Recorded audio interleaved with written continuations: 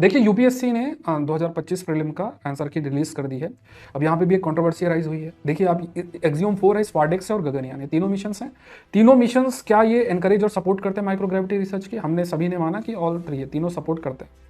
अब एक्सियोम 4 और स्पार्डेक्स में कोई दिक्कत नहीं है, बट अगर आप यूपीएससी का आंसर आप एक बार देख लीजिए। यहाँ पे 83 क्वेश्चन नंबर है, आंसर इसका बी है। बी का मतलब हो गया कि इनमें से तीनों नहीं है, इनमें से दो हैं।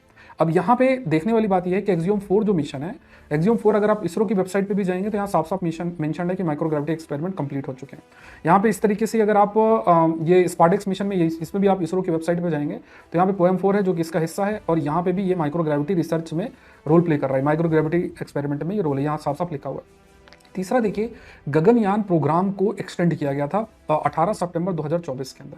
मान लीजिए इससे पहले अगर ये क्वेश्चन बना होता तो ये इसका आंसर ओनली 2 होता, गगनयान इसमें इंक्लूडेड नहीं होता। लेकिन क्योंकि 18 सितंबर 2024 में ये चीज़ कही गई कि पहला जो यूनिट है भारतीय अंतरिक्ष स्टेशन का, उसको भी गगनयान प्रोग्राम के अंदर हम इंक्लूड करेंगे। पहले गगनयान प्रोग्राम का या गगनयान का ऑब्जेक्टिव यही था कि हम लोअर अर्थ ऑर्बिट में अपने क्रू मेंबर्स भेज के और उनको वापस लाना चाह रहे थे, कि हम ये चेक करना चाह रहे थे या डेवलप करना चाह रहे थे अपनी इस कैपेबिलिटी को, कि क्या हम जो क्रू मेंबर्स हैं या एस्ट्रोनॉट्स हैं उनको भेज के वापस ला सकते हैं कि नहीं। फिर धीरे धीरे अपने कैपेबिलिटी को बढ़ा के हम डीप स्पेस में भी सेंड करेंगे, मतलब 2000 किलोमीटर के बियॉन्ड भी हम सेंड करेंगे।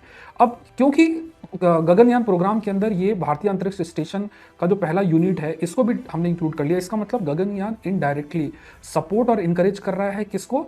माइक्रोग्रेविटी रिसर्च में। क्यों? क्योंकि भारतीय अंतरिक्ष स्टेशन जो हो रहा है वो पूरे तरीके से माइक्रोग्रेविटी बेस्ड साइंटिफिक रिसर्च और टेक्नोलॉजी डेवलपमेंट एक्टिविटीज में इन्वॉल्व ही होगा।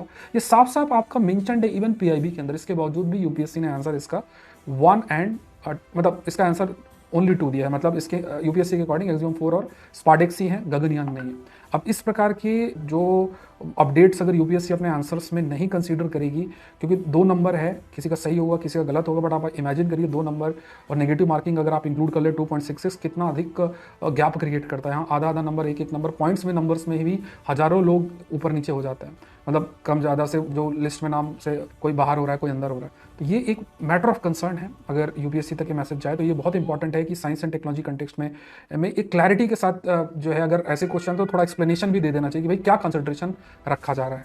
Thank you.